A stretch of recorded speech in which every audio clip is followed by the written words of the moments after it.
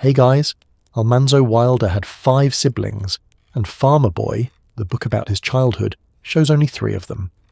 In May of 1934, one of the missing 2, a storekeeper named Pearlie Day Wilder, died in the Louisiana rice country, 7 months after that book about his family's farmhouse was published, a bright New York boyhood he arrived too late to share. The other missing one was a sister named Laura. Tonight the 2 left out. Let's be clear from the first minute, because the words left out can sound darker than they are. Neither of these 2 was concealed, and nothing shameful happened to either of them. Laura Ann Wilder was simply a grown woman by the winter the book remembers, 21 years old, nearly 13 years ahead of Almanzo, already standing at the door of her own life. And Purley didn't exist yet. He was born after the story's last page, into the same house, the same kitchen, a family the book had already closed the cover on. But being outside a book isn't the same as being outside the world. She'd go on to marry at 30, raise a household in Minnesota, and die beside her father in a Louisiana rice town, all without one known photograph left behind. He'd go on to run a country store, raise more children than the book ever showed, and outlive every sibling except the famous one. The record kept them both. Tonight we'll follow it all the way to the end, and by the time we're done, that bright farmhouse year will look different. Not smaller, just honest about its edges. First, the quiet housekeeping. If slow history like this helps you wind down, a subscription is a kind way to say so. Tell me in the comments where the night finds you and what your clock says. Our 3 little books are waiting at prairiesecrets.com. On a television, scan the QR code on your screen. On a phone, everything sits in the description and the pinned comment. Thank you for keeping me company, and if sleep takes you in the middle, let it. I'll keep the lamp lit. Start where the book starts, in the cold. The first sentence of Farmer Boy sets its own clock plainly and in public. It was January in northern New York State 67 years ago. That's the opening line, and it's practically a signed confession. The book came out in 1933, so the arithmetic hands you 1866 before you've finished the first paragraph. This isn't a fairy tale time, once upon a time, long ago and far away. It's a date. The author wanted you to know the year, and she trusted you to do the subtraction. In that January, a small boy walks to school down a road cut through snow so deep, the world has gone soft at the edges. A big brother and 2 sisters walk with him, and the book gives you their ages like a recipe card. Royal is 13, Eliza Jane is 12, and Alice is 10. Almanzo is the baby of the walk, not quite 9, half running to keep up, thinking mostly about dinner. He's always thinking about dinner. It's one of the most beloved things about him. The farmhouse behind those children is one of the warmest rooms in American literature. There's a father who seems able to make anything out of wood, weather, and patience. And a mother whose kitchen never fully stops. Pancakes stacked in the lamplight before dawn, donuts frying, popcorn and cider by the stove on Sunday nights. The book is one long year of that house breathing. Planting and haying, the county fair in the fall, butchering time, school when there's nothing better to do, and the great engine of food running underneath it all. It's a working year too, and the book never hides that. There's ice to cut from the pond in winter, block by heavy block, and sheep to shear in spring, and a colt to gentle so patiently that the gentling becomes the boy's whole education. There's a lost wallet of money involved in one famous chapter, and a longed-for colt involved in the last one. And there's father, always father, measuring his youngest son the way farmers measure weather. Town is Malone, 5 miles off by the book's own count, where the shops are and the fair is and the wider world begins. The book's great outings all point there, the Independence Day with its cannon and its lemonade, the fair with its pumpkins and its horse traders, the wagon rides in with butter and out with calico. For the book's children, Malone is the edge of the known universe. Hold that thought when the real family starts crossing whole time zones. The lesson of every chapter is the same warm lesson. Work is love you can eat, and the house remembers its mischief too. During that famous week alone, the children get into the parlour they're never allowed in, and somewhere in the fun a blacking brush leaves its mark on the wallpaper. Here's the marvellous part. When the real farmhouse was being restored more than a century later, the workers found a dark mark on the parlour wall, right where the story put one. The people who keep the house believe it's the same stain. A smudge from the 1860s still apologising. Generations of readers remember the food most of all, and fair enough, no book in American literature eats better. But the book's deeper engine is the way work and reward chase each other through it. There's a $50 earned and a father's quiet speech about what money actually is that schoolteachers have read aloud for 90 years. There's a lost pocketbook full of a neighbour's fortune and a boy's honesty tested in front of the whole store. The food is the reward. The work is the religion. And the congregation always is those 4 children. And in the middle of the book there's a week that tells you exactly how the house counts its children. The parents drive off to visit relatives and leave the farm to the kids, and for a handful of glorious days the 4 of them run the place alone. They make ice cream in the middle of the week, they eat sugar by the spoonful, and they get the chores done just barely in time. 4 children holding a whole farm. The book counts them for you again and again, the way a mother counts heads climbing into a wagon. Royal, Eliza Jane, Alice, Almanzo. 4. Here's what makes this particular book feel so trustworthy. The farmhouse is real, and it's still there. It sits on a quiet road in the town of Burke, a few miles out from Malone, and the frame house James Wilder raised in 1843 still holds its shape against the same winters. Of all the houses in all the Little House books, it's the only original one still standing on its own ground. You can drive there this summer and walk through the rooms. The book made that farmhouse immortal, and the farmhouse pays the favour back by making the book feel like a documentary. It isn't a documentary, it's a memory, told by an old man to his wife, shaped for children, and published when the remembered boy was in his 70s. Memory is a wonderful builder and a ruthless editor, and the first thing any memory does is choose. So tonight we're going to do something simple and a little unfair to that lovely January.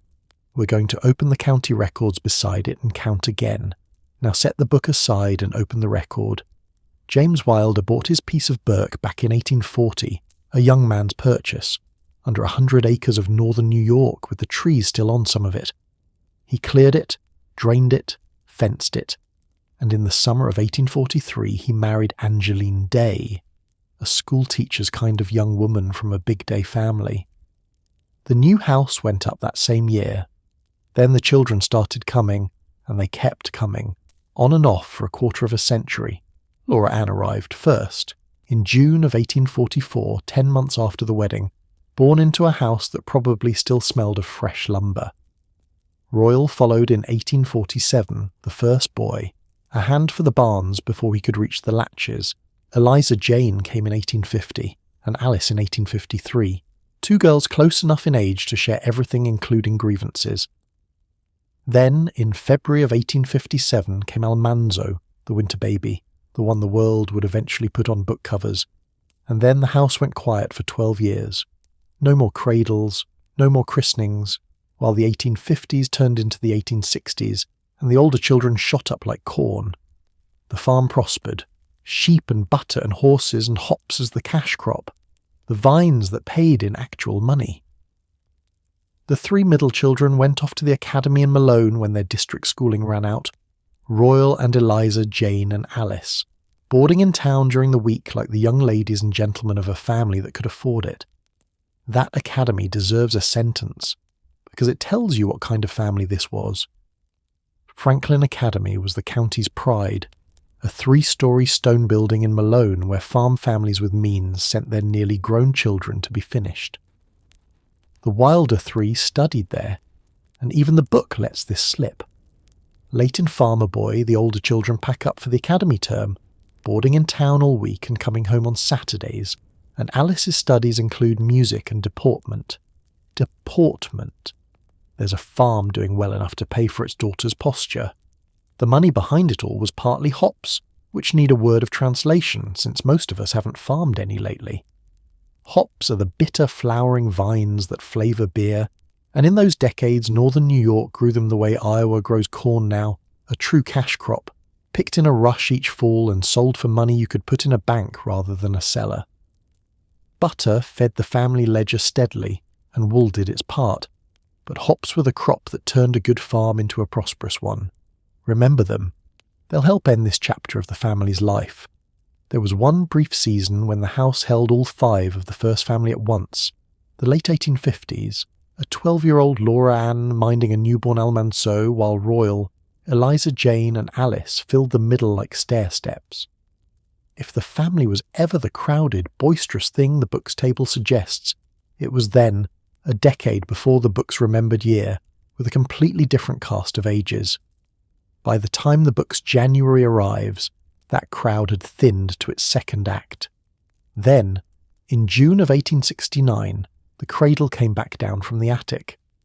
Angeline Wilder was about 48 years old when the last baby arrived, a boy they named Pearlie Day Wilder, his mother's maiden name folded into his own like a keepsake sewn into a coat lining. His oldest sister was 25, his nearest brother was 12. The neighbours must have needed a moment with the arithmetic. Honestly, so do we. Count the span. It's the key to this whole family. 25 years lie between the first child and the last one. That's not one batch of children growing up together, trading boots and chicken pox. That's a family in shifts. The 2 born in the 1840s were nearly grown while the middle 3 were still spilling ink at school, and the last one arrived when the eldest was already a grown woman. There was never a single day, not one morning in all those years, when the 6 of them were young in that house together. The family, the record shows, couldn't have walked to school in one line if it had wanted to. Run the overlaps and you'll see the shifts change like farm hands. When Laura Ann was 16 and running dairy pans, Almanzo was 3 and underfoot. By the time Almanzo was old enough for the district school, Royal was borrowing the razor and Eliza Jane was quoting her academy lessons at everyone. And when little Purley finally arrived, the first shift was essentially over. His sister Laura Ann was closer in age to his mother than to him. His brother Almanzo sat almost exactly halfway between the 2 of them. It's less like 6 siblings and more like 2 small families that happen to share parents, one family of the 1840s and 50s and one family of 1, born 1869.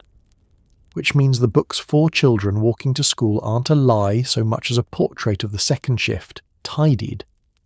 The book shows the children who are children together, more or less, their ages squeezed until they fit one frame, and the eldest and the not yet born fall outside the border. Every family album does this. Most family albums don't become national literature. Now lay the book's January over the record's January and watch what the pages did. In 1866, Royal wasn't 13. He was 18. A young man with a razor and opinions. Eliza Jane wasn't 12. She was 16, finishing at the academy, already carrying that famous bossiness the later books would make immortal. Alice was 12, not 10. The book has gathered the 3 of them close around Almanzo and folded the age gaps down, tucked everyone neatly into childhood, made schoolmates out of near adults. It's gentle work and it's lovely work, and it means the walk in the snow is a piece of composition, not a photograph. And the eldest of all, the first name in the family's own count, a woman of 21 that winter, doesn't appear in the book at all. Not at the table, not at church, not in a single line of a single chapter. The 6th child, meanwhile, was still 3 summers away from existing, so the famous first page shows you a family, and the county shows you a different family at the same address. 6 children in the record, 4 in the pages. The gap between those numbers is where the rest of tonight lives. Every family has one date that wobbles, and in this family the wobble belongs to the hero himself.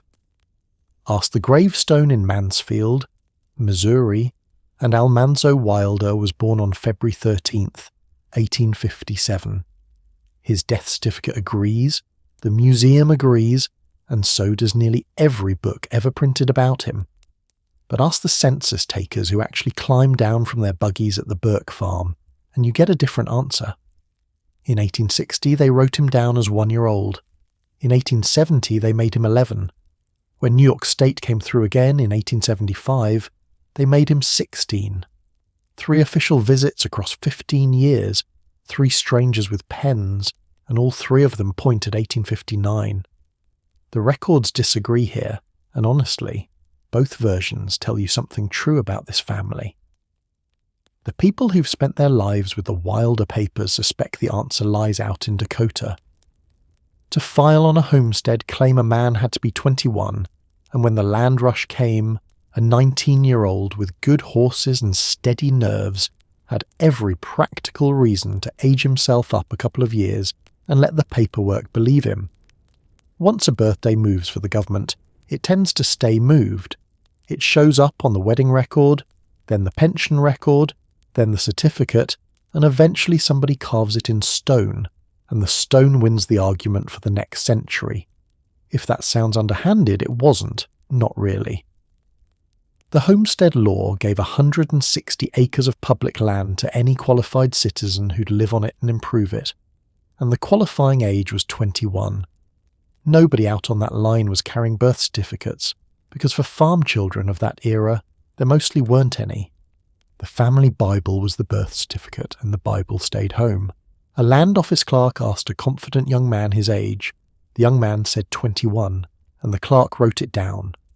Thousands of birthdays quietly shifted that way across the West. Almanzo's just happened to shift inside a family that would later become so famous that people would still be auditing his paperwork a century and a half on. Hold that wobble gently, because the book's whole calendar swings on it. If Almanzo was born in 1857, then Farmer Boy remembers 1866 and 67, and here the county's own paperwork does something charming. The agricultural society that ran the fair in Malone had been holding them since the early 1850s, and if you count forward, the fair that falls in the book's autumn is the county's 15th or so. A real event with real premium lists, the very fair where a real milk-fed pumpkin could have sat on a real table. The book's internal clock and the county's fair calendar shake hands on 1866. If he was born in 1859 instead, the same snow simply falls 2 years later. Either way, the shape of the thing holds. 1 long year, a full fair, a second winter closing it. And either way, hear this clearly, the 2 missing siblings stay exactly as missing. 1 already grown, 1 not yet born. The dispute moves the furniture without moving the walls. For the rest of tonight, we'll keep the family's own dates, the ones they lived by and carved, and let the census takers grumble quietly in the background. While we're being careful with numbers, let's settle the biggest one for good, because if the count of 6 is wrong, everything tonight rests on collapses with it. 6 children is the count on every list this family ever left behind. The church rolls, the county compilations, the memorial pages, the museum that keeps the farm itself, always the same 6 names in the same order. We went looking for a 7th, the way you have to. In the old cemetery, transcriptions around Burke, there isn't a single Wilder stone, no small weathered marker, no infant hiding in the grass between the named stones. The internet's family trees will occasionally float an extra child at you. A Jane here, a spare James there, and each one dissolves the moment you touch it. A clerical ghost born of machines merging old records badly.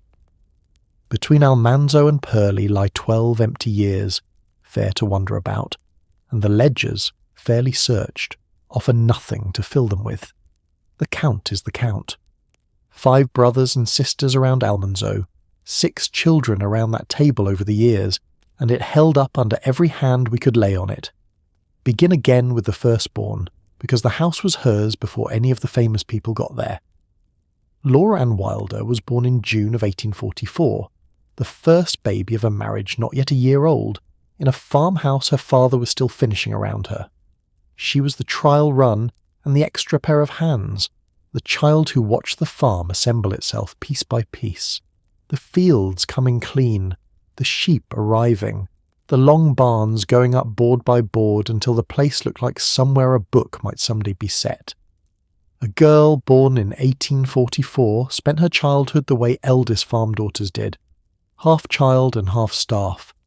She was 3 when Royal arrived, 5.5 when Eliza Jane came, 9 when Alice was born, and 12, nearly 13, when baby Almanzo showed up in the coldest week of February. Every one of those cradles meant more wash water, more carding, more churning, more of her mother's kitchen passing through her hands. By the time the little brother, who'd someday be famous, was toddling across the kitchen, she was in her middle teens, a working woman in everything but wages. Think about what her days actually held, because the book she's missing from describes the work in loving detail without ever naming the girl who'd helped run it longest. The dairy alone was a daily shift, milking and straining and skimming and churning, butter worked and moulded and carried to Malone for credit at the stores. The wool from the sheep got washed, carded, and spun into winter. Bread rose and was punched down and rose again, every day, forever. When Farmer Boy lingers over Mother's kitchen like a love letter, it's describing the machine Laura Ann helped run for 20 years before the book's remembered January ever arrived. She was 16 when the war came, and the war years passed through a farm like that one as prices, newspapers and absences, wool suddenly precious, neighbours' sons suddenly gone. She turned 21 the summer the war ended. However, Franklin County celebrated that summer. She celebrated it as a grown woman, and the little brother the world would come to know best was still a boy of 8, learning to drive a team. There's one government snapshot of her girlhood, and it's worth framing. In the summer of 1860, a census taker worked his way down the Burke Road and wrote the household into the federal book, James the Farmer, Angeline keeping house, and then the children in their long descending stair, Laura Ann at 16, Royal, Eliza Jane, Alice, and at the bottom, little Almanzo, a toddler. 1 inked line per person, the whole future book and its missing sister together on 1 page, equals for the only time they'd ever be. The census didn't know it was photographing a legend 6 years before the legend's remembered year. Censuses never know. That's what makes them honest. And the farm she worked was a good one, which matters. This wasn't a hard-scrabble claim shanty out of the Prairie books. It was butter money and wool money and hops money, a painted house, a family that could send its middle children to board in Malone for the academy term. When people ask why Farmer Boy feels so different from the other Little House books, why there's so much food in it, the answer is standing right there in the county valuations. The Wilders were the prosperous ones. Laura Ann grew up inside that prosperity and spent her girlhood helping to make it. And what did the world offer a farm daughter of 21 in 1866? 3 doors, mostly. She could marry if the right widower or neighbour boy presented himself and suited. She could teach, the one respectable wage a young woman could carry into another town. Or she could keep on keeping house, for her mother, or for an aunt, or for a married relative with a new baby, useful and unpaid and gradually invisible. Plenty of women moved through all 3 doors in a lifetime, and this family's daughters would eventually try them all. Her sister Eliza Jane would famously pick the teaching door and then kick several others open besides. Alice would marry young by comparison. Laura Ann's particular winter, though, the one the book remembers, sits exactly in the blind spot between the census years. A question we're about to hand to one particular page. Then comes the January the book remembers, and here she is, 21 years old. Where exactly she slept that winter is a question the opened records simply don't answer. There's one page in the world that would. New York State took a census in 1865, house by house, name by name, and Franklin County's copy sits on microfilm in Albany, unindexed, waiting for a researcher with a free afternoon and strong eyes. Until someone cranks through it, we can say only what's solid. She was a grown woman of working and marrying age, and whether she stood in her mother's kitchen that January or someone else's, the book's remembered year had no place for a woman of 21 in a story about children. She'd aged out of the frame before the frame was ever built.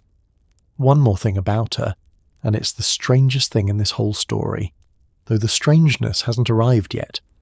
Her name was Laura Wilder. She carried that name for more than 20 years before her brother's future wife was even born, and for nearly 20 more before that little girl from the Wisconsin woods married into the family and took the same name into history. In 1866, if you said Laura Wilder anywhere in Franklin County, New York, you meant the farmer's daughter from the Burke Road. Hold on to that. It's going to matter at the very end. The road west didn't start with a wagon. It started with a visit the way most family migrations do. Angeline Wilder had a brother named George Day, farming at the edge of Spring Valley, Minnesota, a small town in the green southeastern corner of the state, about as far from the Dakota prairie and spirit as farm country gets. Around 1870, James and Angeline went out to see him, the long trip you take when you're starting to ask the question you haven't said out loud. James looked at the land, and the land answered. Before the visit was over, he'd bought a piece adjoining his brother-in-law's farm, a quiet down payment on a different future, while the family stayed put in New York. Notice what kind of moving this is, because it's the opposite of the covered wagon stories. Nobody sold up in a fever and rolled west on faith. James Wilder was in his late 50s, a made man, and made men migrate like chess players. Buy the land years early. Keep the old farm producing while the new one waits. Let the family thin toward the new place gradually. A member here, a season there, until the move is less a leap than a lean. The pieces moved slowly after that, one at a time, exactly that way. George Day died in 1873, and James bought his land as well, $500 for the farm next door to his own tomorrow. And then the record does something quietly wonderful. The Methodist Church in Spring Valley kept its membership rolls, and on the roster for 1872, 2 years before the New York farm was even sold, you find 3 Wilders already listed as worshipping there: James, Angeline, and a daughter named Laura. Be grateful it was a church that wrote her down, because churches were better at women than censuses were. A census caught a household once a decade and filed a wife and daughter under the head of the family like luggage. A congregation counted souls one at a time, by name, every year it kept its rolls. For women of that century, the church book is often the only place they exist between their wedding line and their death line, and that's exactly what it is for Laura Ann here. Read that line the way a detective would. 2 years before the wagons, the firstborn was already a Minnesota churchgoer. The eldest went west before the west was the family's address. Maybe she came out with her parents on one of the long visits and simply stayed, keeping house near her uncle's people. Maybe a town of shops and neighbours suited a woman near 30 better than a farm kitchen she'd been running since childhood. Rosters never explain themselves. But it places her 1,000 miles from Burke while her little brothers were still walking to the district school, and it tells you her leaving wasn't one dramatic departure. It was a long, quiet slide out of the household, finished before anyone else had packed a single trunk. The rest of the family caught up in stages. The hops crop that had been the farm's cash engine turned unreliable, a few bad seasons in a row of the kind that make a careful man start reading land advertisements. In April of 1875, James sold the Burke farm, around $5,000 by the figure that survives, a solid price for a made farm. That June, the state census takers came through one last time and found the family still in the house, counted them, and moved on, never knowing they'd just written the family's last New York record. That June page survives, and a museum uses it today to teach schoolchildren what a census can tell you, which is fitting, because the family that became America's favourite lesson in remembering turns out to be a pretty good lesson in counting too. By September, the Wilders were rolling west. Almanzo, an 18-year-old horseman handling the teams, little Purley riding at 6 years old among the furniture. Royal stayed east a while longer to finish his own affairs, then followed. The leaving, told straight, needs no violins. This wasn't refugees fleeing a failure. It was a prosperous family executing a plan 5 years in the making, rolling toward a town where their church membership was already recorded, their land already paid for, their eldest daughter already married and on the church rolls there. The Wilders didn't so much emigrate as arrive. Even so, something closed behind them on that road. 35 years of one family's mornings in one set of rooms, 6 children's names written into one district's records, the whole made world of the future book, sold at a fair price to people whose names won't matter tonight. And the farmhouse, the one with the pancakes and the popcorn and the 4 children, passed to strangers. No Wilder ever lived in it again. Keep that in your pocket for the end of tonight, because of all the places this family is buried, and they're buried in 5 different states, not one of them lies in Burke. In December of 1874 in Spring Valley, the firstborn changed her name. Laura Ann Wilder married a farmer named Harrison Howard, Pennsylvania-born, a widower already raising a young son. She was 30 years old. In that world, a first marriage at 30 raised eyebrows. It was late enough that the polite word was particular. But look at it from inside her life instead. She'd spent one entire childhood raising her mother's children. A settled widower with a farm and a boy who needed mothering was a match. A clear-eyed woman could choose on purpose. A household that needed exactly the skills she'd been practicing since 1844. The Spring Valley Methodists performed the rites, the same congregation that carried her on its rolls.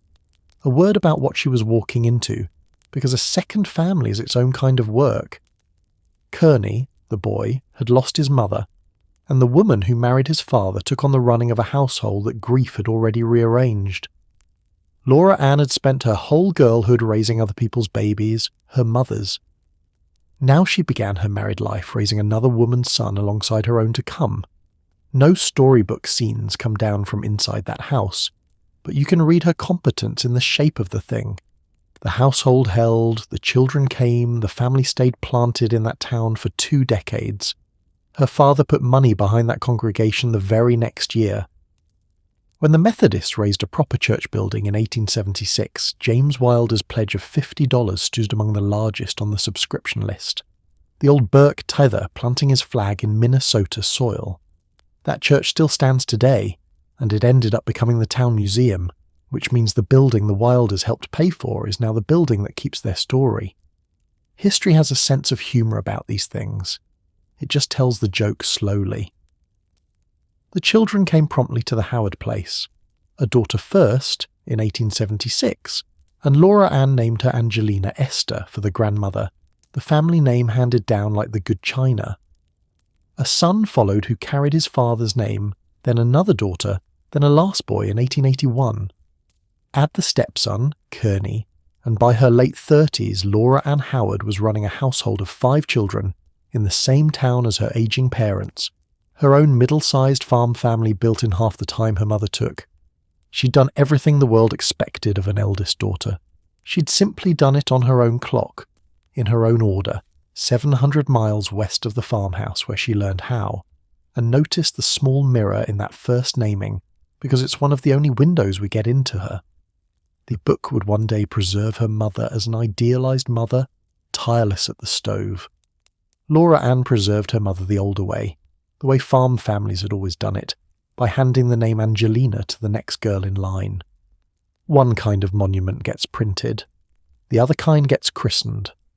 Only one of them made the papers, but both of them were love, and hers came first by 6 decades.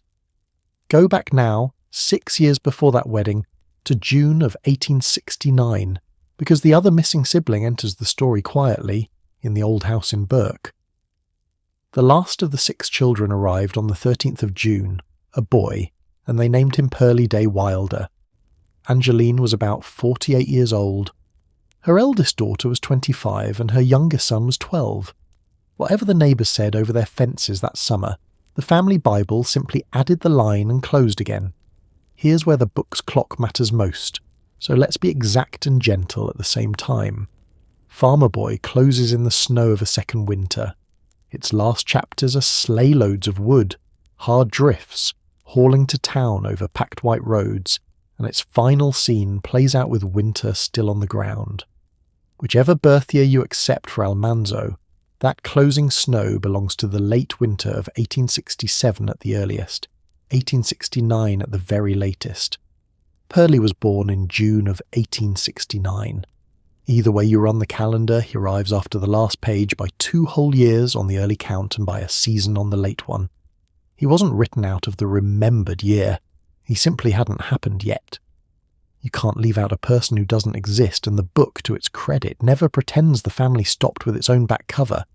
It just closes on a January and stops listening, and the baby comes with a summer the story never reaches. So Almanzo got a baby brother at 12, that age when a new brother is half a pet and half a chore you didn't ask for. They shared a roof for 10 years, first in Burke and then in Minnesota, the famous farmer boy finishing his boyhood while the afterthought baby started his. And think what an education it was to have Almanzo Wilder as the big brother of your nursery years. By the time Purley could walk to the barn, Almanzo was the young horseman the county would remember, gentling colts, driving teams that grown men envied. The book's little boy, who wanted nothing on earth but a colt of his own, had become exactly the man that boy dreamed of being, and Purley got to watch the finished product at chore time every morning. Whatever a small boy makes of a brother like that, worship or weariness or both, is anyone's guess, and we'll leave it as one. Purley was 6 in the wagons going west.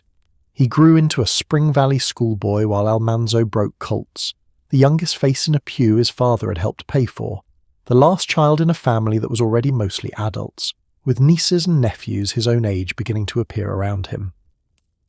Think about what childhood looked like from his end of the family. His father was past 60 before Purley lost his baby teeth. His sisters were grown women, one of them married and keeping her own house across town, one of them soon to homestead alone in Dakota. The stories around him must often have been of a New York farm he couldn't remember, a bright world of pancakes and prized pumpkins that had been sold out from under him before he was old enough to keep any of it. Every family has a keeper of the Golden Age, and every family has a child born after the Golden Age ended. Farmer Boy would eventually make the Wilders' Golden Age immortal. Purley spent his whole boyhood living just downstream of it. His town made up for some of that. Spring Valley in the 1870s was a proper little place. Shops and churches and a school close enough to walk to without an epic in the snow. The kind of town where a boy's world is other boys, creek banks, and Sunday clothes. He wasn't a farmer boy in the book sense at all. He was something newer, a town-adjacent farm kid in a settled county, the first Wilder child raised inside the sound of church bells. And then the house began emptying around him in earnest. In 1879, when Purley was 10, Royal, Eliza Jane and Almanzo left together for Dakota Territory, where the railroad was opening new counties and the government was still giving land to anyone bold enough to live on it.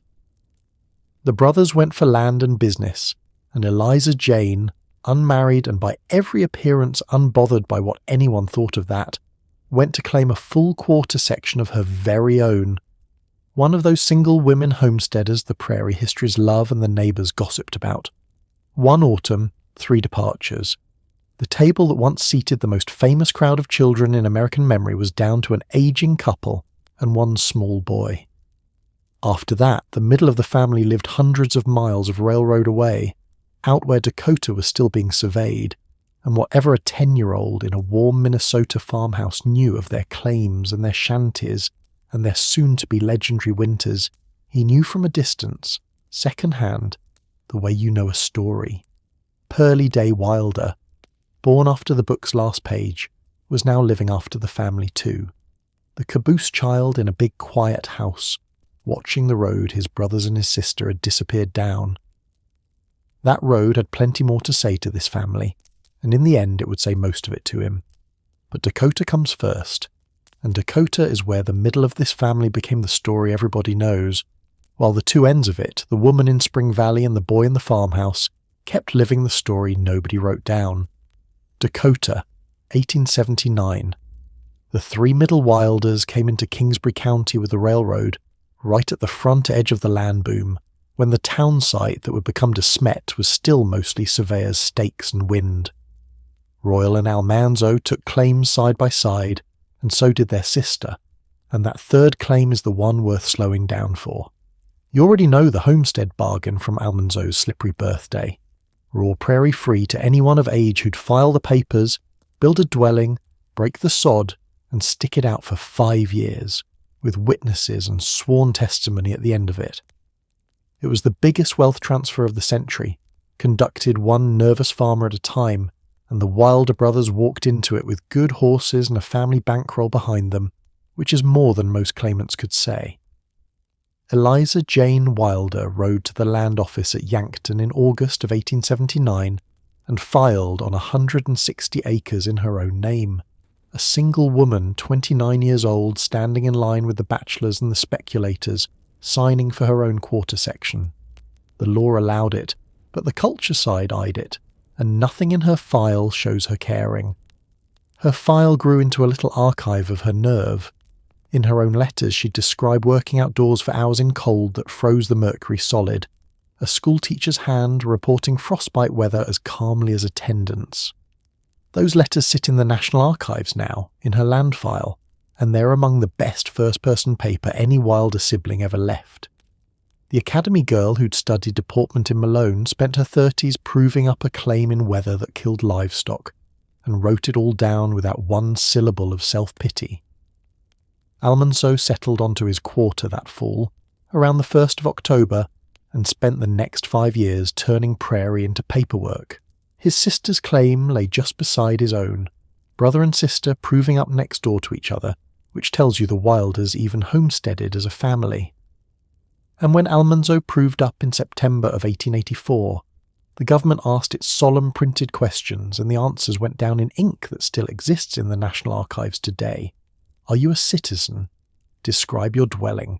A claim shanty 12 feet by 12, the testimony says, 32 acres broken and cultivated, $300 of improvements, a single man farming alone. That file holds one more small treasure. Among the neighbours who signed as witnesses to Almanzo's 5 years stands the name Charles Ingalls, a fiddle-playing homesteader with a house full of daughters. The future in-laws were already vouching for each other in federal paperwork. Remember the name for 2 minutes. It's about to marry into this family. Those first Dakota years threw everything at them. The winter of 1880 and 81 buried the new little town so completely that the train stopped for months, the winter every little house reader knows as the long one, and the Wilder brothers spent it in the middle of the starving town. The hidden seed wheat and the desperate midwinter wheat run belong to the books the world already knows, Almanzo's chapter of the legend, so tonight they can stay at one sentence. What matters for us is the shape. By their mid-20s and early 30s, the 3 middle siblings were established Dakota people, landowners, town builders, characters in the making. Royal, true to form, went for the counter instead of the plough and kept a store in De Smet, with Almanzo clerking when the farm allowed.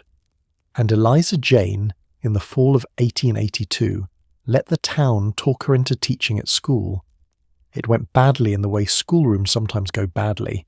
A strong-willed teacher, unruly big boys, and among the pupils a sharp-eyed girl named Laura Ingalls, who'd remember that term for the rest of her life, and eventually write it into a book.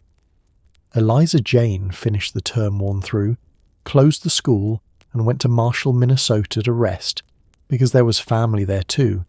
Her sister Alice was in Marshall. Dakota, in the end, was a chapter for Eliza Jane rather than a home. She proved her claim, banked her independence, and by the accounts that survive, she traded the Prairie for the most surprising address of any Wilder yet, a government clerk's desk in Washington itself. Keep her moving in your mind, because the family's whole southern future rides in her handbag. Alice is the sibling tonight holds only briefly and gently, because her road was the shortest. She'd met a man named Albert Baldwin back in the Malone days and married him in 1879 by the family's account, the record never pausing to say on which side of the family's westward move the courtship travelled. The two of them worked their way west to Marshall, and then, before the decade was out, all the way south to Florida, to the citrus country along the Indian River, where northern people went for warmth and orange money. She was the book's little Alice, the sister nearest Almanzo, the one who'd raced him through chores and studied deportment at the academy. Florida in those years was selling exactly what Dakota had sold, rewritten for warmth. Pamphlets promised northern farmers a country where winter never came for the orchard, where an acre of oranges could out-earn a quarter section of wheat, where the frail could breathe. Thousands of northern families went down the rails to try it, and the Baldwins were two of them, settling in the little riverside community of Georgiana.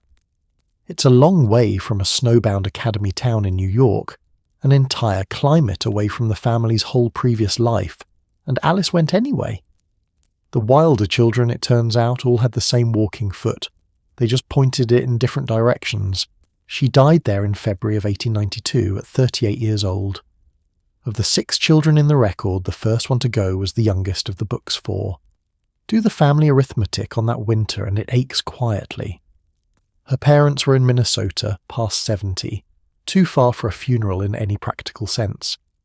Her brothers and sisters were scattered across half the map. Royal and Laura Ann and young Purley up in Spring Valley, Almanzo, as we're about to see, down in the Florida Panhandle that winter for his health, a whole state's width from her sickbed. Eliza Jane off on her own path. By strange chance, the only sibling in Florida when Alice died there was still hundreds of miles from her.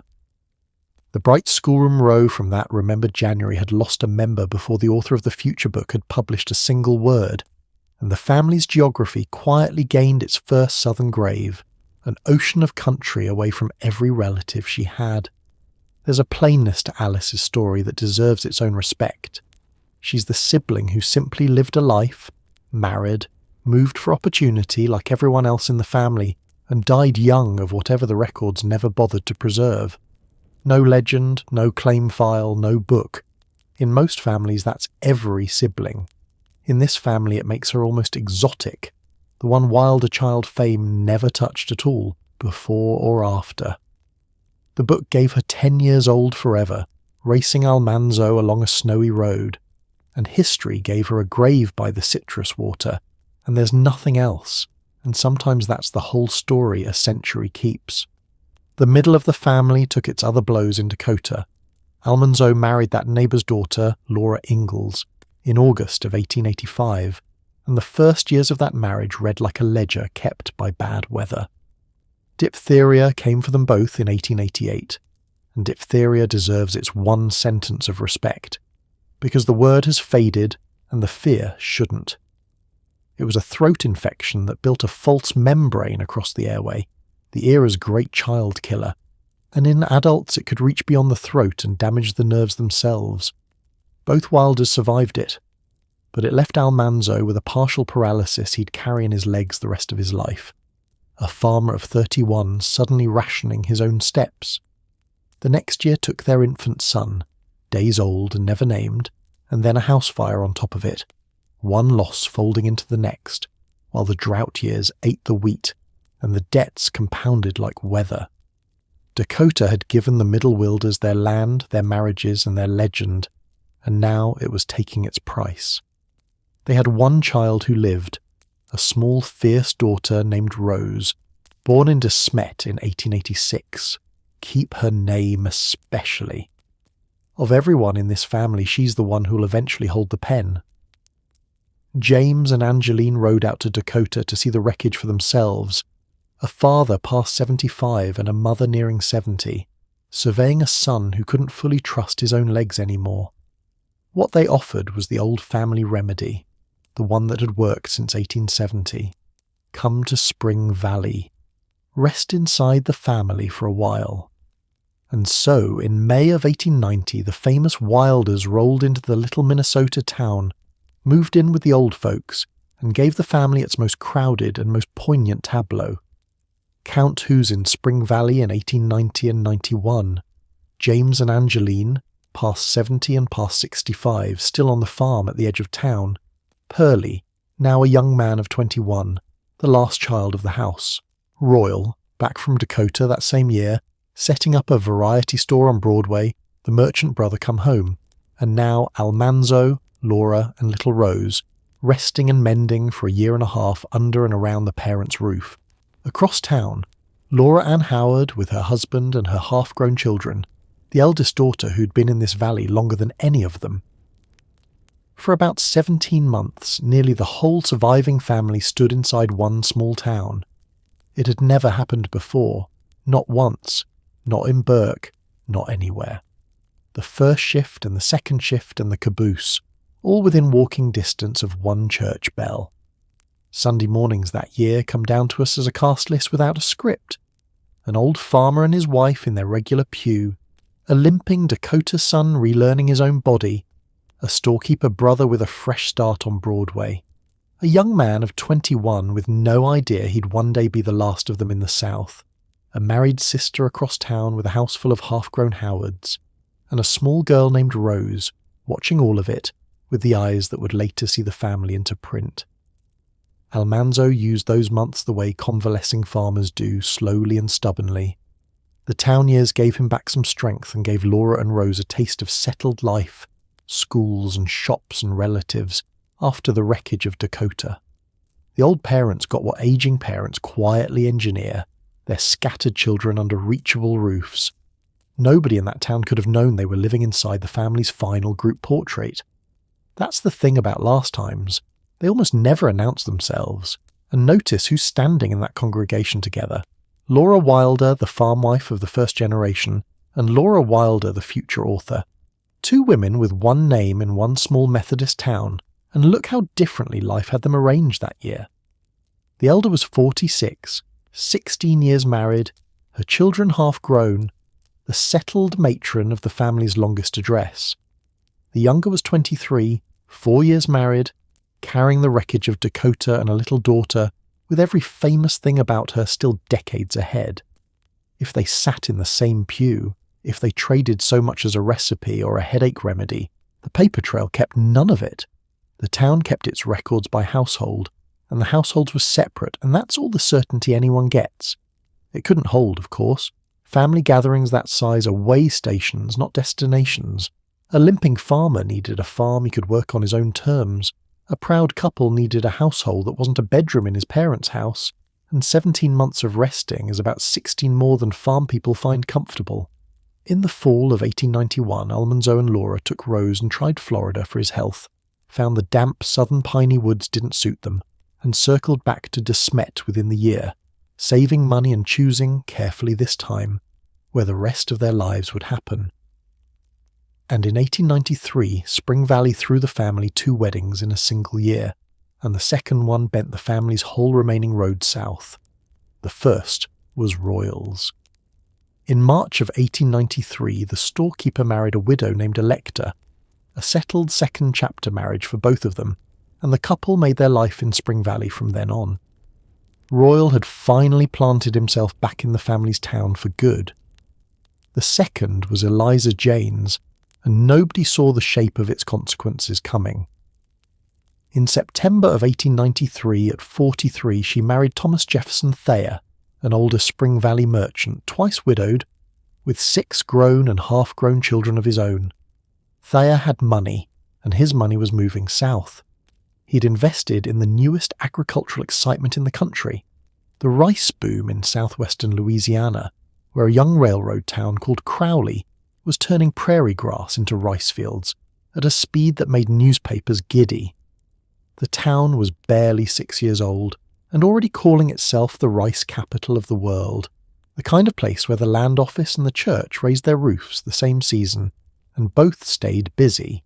For a Spring Valley merchant with capital and a new wife with a homesteader's spine, it was the obvious next chapter.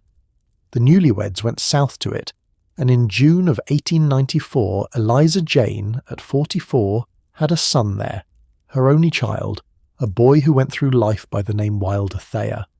Think about that naming for a second. A woman who'd signed for her own homestead, taught her own schools, and drawn her own government salary made sure her son's everyday name was her family's name. Whatever else the Wilder children carried out of that Burke farmhouse, they carried the name like property. That same summer, Almanzo and Laura gave up on Dakota for good. In July of 1894, they left De Smet with Rose and family memory says a $100 bill hidden in a writing desk. And at the end of August, they rolled into Mansfield, Missouri, the Ozark town where they'd stay for the rest of their long lives. Every future little housebook would be written there, The family now stretched from Minnesota to Missouri to Louisiana to Florida graves, one household scattered across the middle of America, held together by letters and by the two old people still keeping the home fires in Spring Valley. And here's where the caboose child finally takes the lead. In 1895, Pearlie Day Wilder, 26 years old, packed up and moved to Crowley, Louisiana, alone. Ahead of his parents, ahead of his widowed sister, ahead of everyone except Eliza Jane and her new husband. The boy born after everything, who'd spent his childhood watching the family leave him behind one wagon at a time, became the first Wilder of his generation to commit to the family's last frontier. You have to picture Crowley to believe it, because it was nothing like anywhere the Wilders had lived. A brand new grid of streets in the flat, wet prairie west of Lafayette, French and English mixing on the sidewalks, rice canals threading the fields like silver wire, land agents selling the northern papers a tropical version of the old Dakota dream. Warm winters, cheap land, get in early. The Boosters had noticed something lovely about that country, which is that the same flat prairie that grew wheat up north would hold water down south, and rice is wheat's rich cousin who likes wet feet. Midwestern grain farmers could bring their binders and their habits and simply learn a new crop. They came by the trainload, whole congregations of them, and the town they built grew so fast it startled its own newspapers. It was the 1850s and the 1870s happening all over again, except with rice instead of wheat, and this time the Wilder at the front of the movement was the one nobody would ever write about. Why did Purley go? The record gives structure instead of confession, and the structure is persuasive enough. His sister Eliza Jane was already there with her merchant husband, family on the ground, a place to land. The North had nothing particular waiting for a 26-year-old youngest son. Royal had the Spring Valley store, Almanzo had Missouri, the home farm was his parents' to keep, and a young man who'd inherited the family's walking foot, but none of the family's fame did what Wilder's did in every generation. He went where the land was being invented. Whatever work first paid him in Crowley, boomtowns had no shortage of it. What they do say is that he stayed, which in a boomtown is the truest vote a man can cast. Purley did what young men in boomtowns do besides work. He found a girl. Her name was Elsie Lillian Merritt, a settler family's daughter, like nearly everyone else in that transplanted town, and in 1897, 2 years after he arrived, Purley married her. He was 28. She was younger, and the last Wilder wedding of the generation happened about as far from that Burke farmhouse as the family had ever travelled, in a parish where the courthouse spoke 2 languages and the fields stood under water on purpose. Notice too the shape of the trail he leaves, because it's nothing like his brother's. What survives of Almanzo's young manhood is land office paper, proof testimony, quarter sections sworn before witnesses. What survives of Purley's is town paper, a marriage, and in the years ahead, a store and a string of children's births. The gap between the brothers ran deeper than birthdays. Almanzo's frontier had been free land and horses. Purley's was a plat map and a business street. Buy in, hang a sign, grow with the town. The last Wilder came of age after the Homestead age, the same way he'd been born after the book's golden year, always one era behind his brothers and always somehow one step ahead of them going south. Stop and see how completely the birth order had inverted. The lastborn now had what the book never gave him, a place in the family's story ahead of everyone else. The child who'd watched every sibling leave him behind had become the scout, the one writing letters home from the front edge of the family's future. The rest of them would follow him south, the old parents and the widowed firstborn too, and we'll follow them all the way down. But first, this is the moment to jump, because the whole meaning of tonight lives 35 years ahead, in a farmhouse in Missouri, where an old woman is about to start writing. 1932, Mansfield, Missouri. Laura Ingalls. Wilder is 65 years old, and her first book, Little House in the Big Woods, has just come out to the kind of reviews writers dream about, a small, warm sensation in a bleak depression year. Children are mailing her letters, Librarians are pressing the book into small hands. In the middle of bread lines and bank failures, America has discovered it badly wants to hear about a snug cabin where the pork barrel is full. Her daughter Rose is living at the farm, and Rose matters enormously here, so take one breath for her. Rose Wilder Lane, the small girl from the Spring Valley pews, had grown into one of the best-paid magazine writers in America, a world traveller, a professional among professionals, now camped back at her parents' Ozark farm while her own finances rode out the crash. 2 writers, 1 farm, 1 kitchen table. Laura had come to books sideways, decades of farm journalism first, then a memoir of her pioneer girlhood that publishers passed on, and out of that memoir's bones the first children's book had been carved. Now the obvious question arrives with the fan mail: what next? And Laura's answer isn't her own next chapter. It's her husband's first one. The Little Girl in the Big Woods will wait. The next book will be The Farmer Boy. We can watch this book get made almost week by week because Rose kept a diary, and the diary survives. In early March of 1932 she notes, worked on Farmer Boy, 1 page. 1 page. There's the whole truth of book writing in those 3 words. One of the best paid writers in America logging a good day's yield. Through the spring, the chapters tick along. By June, the entries turn mutinous. The thing has me stopped, she writes. Brain won't function. Anyone who's ever tried to write anything can hear the whole day inside those 2 sentences. By the middle of August, the manuscript is done, and Rose's diary files it with a sigh you can still hear a century later. Finished my mother's juvenile farmer boy, ready to be sent to Harper's. Notice the household machinery in that sentence. My mother's juvenile. Mother and daughter, 1 farm, 2 writers, the older one carrying the memories and the drafts, the younger one carrying the typewriter and the market instincts. Exactly how much each of them contributed to the finished books is an argument scholars have kept running for decades, and it can keep running without us. What matters for our 2 missing siblings is simpler and stranger. The person whose memory this book preserved wasn't either of the women working on it. It was the old man out in the barn.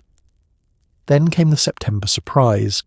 Harper Brothers, the publisher currently watching Big Woods charm the nation's librarians, read the Farmer Boy manuscript and turned it down. Rejected it outright, asking for a complete rewrite. The sequel to a hit by a suddenly beloved author bounced back to the farm with instructions to start over. Publishing has never once in its history been sentimental, and in 1932 it couldn't afford to be. Houses were cutting their lists to the bone that year, and even a suddenly beloved author's second manuscript had to earn its place the hard way. Take the sting of that seriously because the family did. This was the book of Almanzo's life, his childhood laid out for his wife chapter by chapter, and the first version of it wasn't good enough. Whatever was said at that kitchen table when the letter came, nobody wrote it down. What we can see is what they did next, which is the only answer that ever matters. They took the year and they rebuilt it. And the rebuilding is why tonight's 2 absences are worth taking seriously as craft instead of accident. A first draft is where everything goes in. A rewrite demanded at knife point by a publisher is where everything gets weighed. Every scene, every character, every year of chronology in the version we read survived a deliberate second pass with the family's whole literary future riding on it. Whatever stands in Farmer Boy stands because somebody kept it on purpose, which means whatever's absent is absent from a book that was weighed twice. So the family regrouped, and the book got rebuilt, and in the middle of the rebuilding comes a detail that's almost too good. That fall, Rose drove east on a long trip, and her route bent through northern New York to Malone, to the farm itself. The daughter-in-law's daughter, standing in front of the actual farmhouse, looking at the actual barns her step-family's book was failing to describe vividly enough. It's hard not to read that detour as research. Within months of her visit, the manuscript went back under the pen, and the version that emerged is the one with the rooms and the barns you can walk through today in your mind, board by board. Which brings us to the old man and his 3 pages.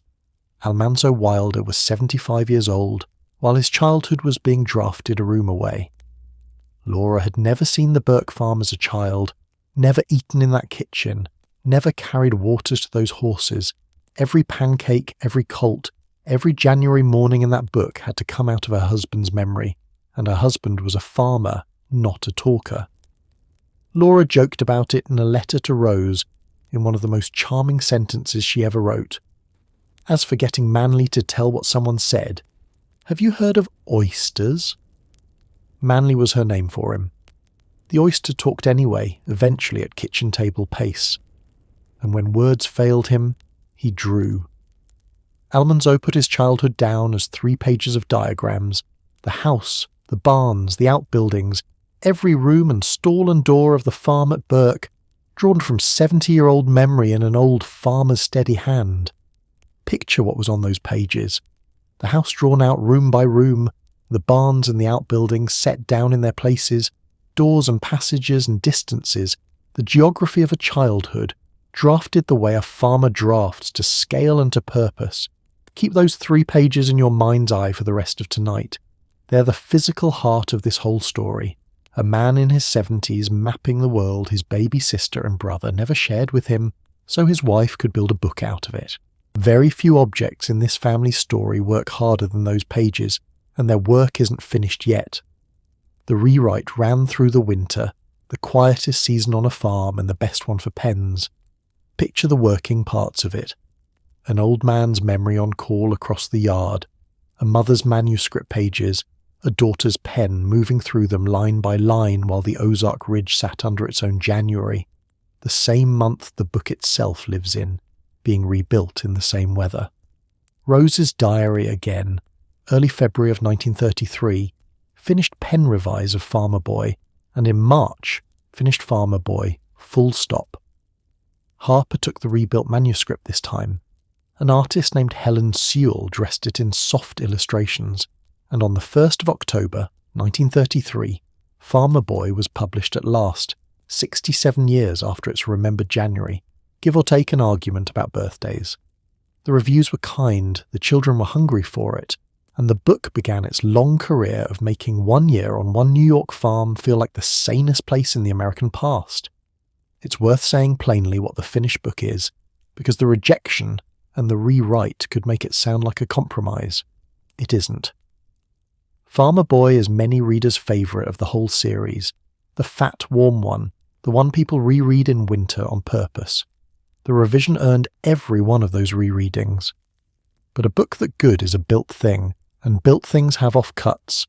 And the offcuts of this particular book are where our 2 missing siblings come back into the light. And the family in the book was 4 children, and the family in the record was 6. Not who was hidden, nothing was hidden. The right question is, what did the making of the book keep, and what did it set down? Here's where the surviving papers get genuinely eerie. The Farmer Boy manuscript still exists, along with notes and fragments, and a typed copy 266 pages long sits with Rose's papers in a presidential library in Iowa, of all the places on earth. And the drafts contain scenes that never made the printed book. A description of the starch factory in Burke, where the neighbourhood's potatoes became starch and cash. A scene of picking hops, the vines that had bankrolled the family's whole prosperity. And one more, the quiet astonishment. The manuscript included the family's decision to move west to Minnesota. Sit with that one a moment. The book we have ends inside the golden year, the farm eternal, the family fixed forever at 4 children around a groaning table. But the book they drafted reached beyond the frame, out toward the selling of the farm, the wagons, Spring Valley, the very future where Laura Ann was already keeping house, and where little Purley would grow up. The ending that acknowledged time, the ending where the golden world ends, was written down, and then it was cut. The published book chose to stop the clock instead. Somebody, mother or daughter or both, decided that this book would be a place where the farm never has to be sold. Look at what else those cuts have in common, and you can watch the book's world being sealed.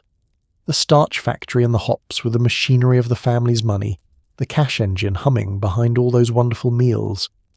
The move west was the proof that the machinery could fail, cut all 3, and what remains is abundance without an engine and a year without an exit. A farm that simply provides, forever, the way childhood feels from inside before anyone shows you the books. It's hard not to see the design in that, and it's fair to say so out loud, as long as we say the next part too. Designing a warm room for children isn't deception, it's carpentry. The family's real timeline was never the material. The feeling of one safe year was. The editing had a stated logic, and it wasn't secretive. The scholars who've studied the manuscripts describe the trimming plainly. Out went feelings judged too heavy for young readers, scenes too local to travel, anything that wandered off one boy's tight year. A starch factory is very local. A land sale is very heavy. Out they went, and the book got better by the standards a children's book lives by, and the family got smaller by the standards a census lives by.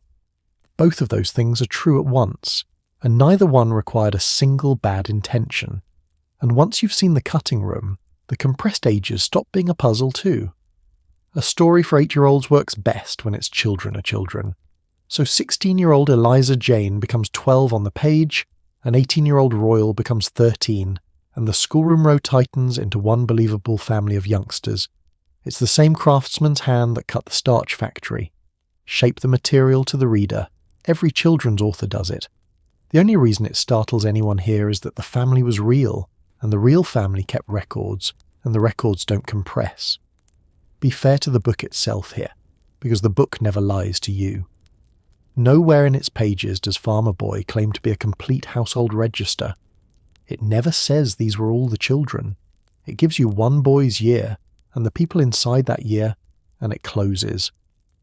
The counting error, if there is one, happens in us. In the perfectly natural way readers assume that a family shown is a family entire. The book offered a portrait, and 3 generations of us have been reading it as a census. That's not the author's doing. That's what love does to a book. There's even a precedent inside the author's own family, and it's worth one careful sentence. Laura Ingalls had a baby brother, Freddie, who was born when she was 8 and died at 9 months old, and he appears in her private memoir and in none of the 8 published novels. The series left out a real Ingalls child just as it left out real Wilder children, and in Freddie's case nobody has ever needed to invent a scandal to explain it. Some griefs and some complications simply weren't what these books were for. Years later, at a book fair in Detroit, Laura herself drew the boundary in public in her own words. All I have told is true, but it is not the whole truth. She was talking about hard frontier stories she'd spared her young readers. She never mentioned the Wilder family cast at all, which is the point. She was never asked, and she never said. Here's the part I keep coming back to. For Purley, the answer needs no theory. The book's clock stops before June of 1869, so the 6th child stands outside it the way all of us stand outside the years before we were born. But for Laura Ann there's nothing at all. Not a letter, not a diary line, not a margin note that says why the eldest sister didn't get even a passing mention, a big sister visiting at Christmas, a name at the church supper. And the silence has a documented, almost funny cause. The 2 people making the book lived a few hundred yards apart, Rose at the main farmhouse, her parents in the little stone cottage she'd built them across the ridge. Collaborators who share a supper table don't write each other letters. The scholars who went looking for the correspondence about that first draft found none, because there was never any to find. The decisions lived in the air of one Ozark kitchen, and the air kept nothing. The 2 guesses you'll find in the books about the books are just that, guesses, offered honestly by the people who keep the farm and the papers. The first guess is age. A 21-year-old woman has no natural seat in a story built for and about children, and a book that had already compressed 18-year-old Royal down to 13 had no honest way to shrink a grown sister of marrying age into the schoolroom row. The second guess is the name. The author of the book was Laura Wilder. The missing sister was Laura Wilder.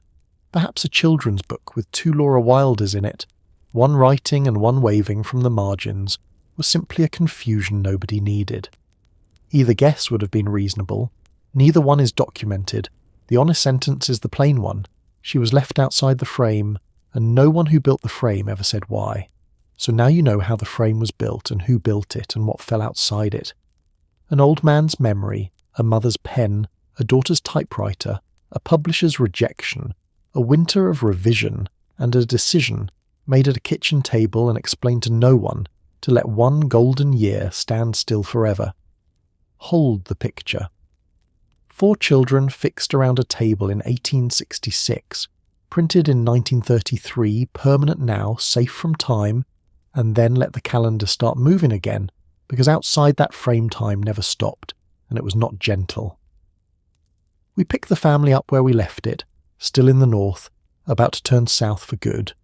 It's 1897, and in Spring Valley, Minnesota, Laura Ann Howard's husband has just died. Laura Ann Howard was 53 years old when she became a widow. Harrison died in 1897, after more than 20 years of marriage, and was buried at Spring Valley, in the town where they'd raised their children and worn a path to the Methodist door. The record of his death is thin, the way so much in her file is thin, but the shape of her situation isn't hard to read. A woman in her 50s, her children grown or nearly grown, her husband in the ground, her parents aging a short walk away, and winter coming every year like a bill. The 2 decades before that loss had passed the way settled decades do, which is to say they barely left a mark on paper. That's worth saying honestly, because it's the truest thing about her middle years. Between her 1874 wedding and her 1897 widowhood, the traceable events are exactly the ones a county bothers to write down. 4 babies, a stepson raised, a farm worked, a pew kept. Her daughter Angelina Esther grew up and married. The boys grew toward their own lives. Happiness and trouble came and went in proportions nobody measured, and none of it was anybody's business to record, so none of it was recorded. The archives are unkind to contented decades. They save their ink for arrivals, weddings, and deaths. Think what widowhood meant on the practical ledger, though, because that part needs no speculation. A farm needs a farmer, and a farm wife of 53 with her sons grown had 3 roads in front of her, run the place herself, live parcelled out among her children, or start over somewhere smaller. Every widow in every township faced that same cold menu.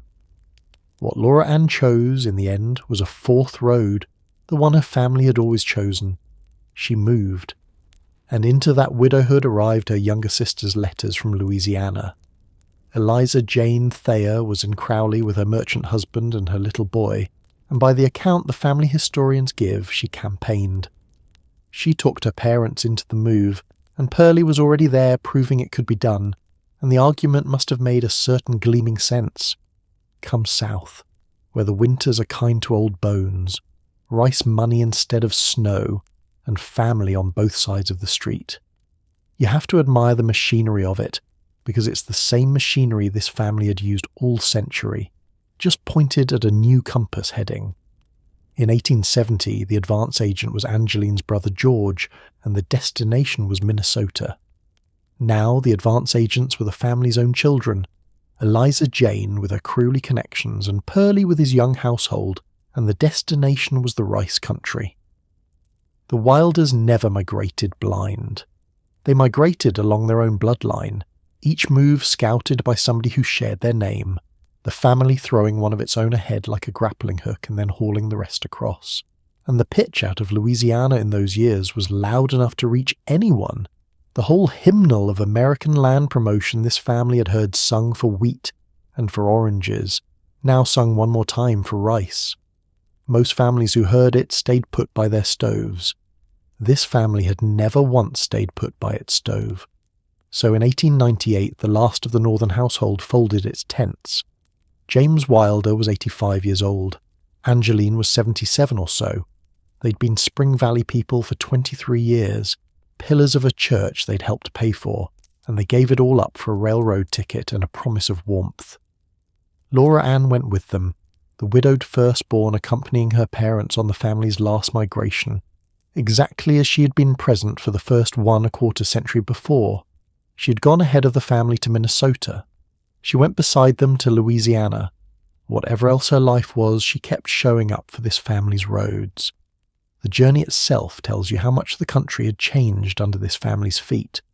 Their first migration, in 1875, had been wagons, weeks of roads, furniture under canvas. This one was a ticket counter and a timetable. An old couple and a widow boarded the cars in a Minnesota winter and stepped out, a couple of days and a couple of changes later, into the soft green air of a Louisiana one, the whole distance that had once cost a season now costing less than a week. The Wilders had spent 50 years moving at the speed of horses. The last move of the old generation happened at the speed of steam, past windows full of country their wagons never could have crossed. Try to stand in that Minnesota church the last Sunday before they left. The building itself was the family's monument, the $50 pledge made good in timber and glass back in '76, the pews that had held their weddings and their winters. Old James had put his money and his name into that congregation the way his kind of man did, once, firmly, for life. Then, life turned out to be longer than the plan, and the man who'd anchored 2 northern communities packed for a third country entirely at 85.